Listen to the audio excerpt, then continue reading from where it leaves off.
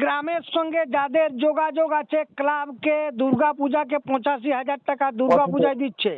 বাড়িতে দেখেছি। আর নরেন্দ্র মোদী যারা চাকরি করবে রেলওয়ে ডিপার্টমেন্টে ডিএ বাড়াচ্ছে, সিএ বাড়াচ্ছে, কোটা গ্রামের ছেলে চাকরি করে।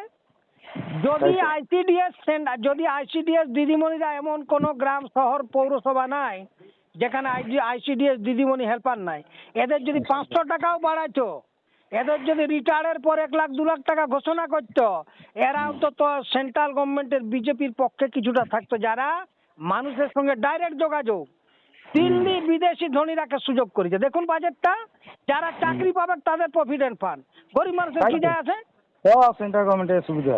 তাহলে আইসিডিএস এর যদি 500 থেকে 1000ও বাড়াতে পারতো, তাহলে এমন কোন গ্রাম নাই যেখানে আইসিডিএস সেন্টার নাই, হ্যাঁ কিনা বলুন? একদম সব জায়গায়। মানুষের সঙ্গে এরা কিছু গুড়বকেরা রাম 40 হনুমান 40 করে দেশটা ডুবাইছে, আরে বাজেট করে দেশটা ডুবাবে।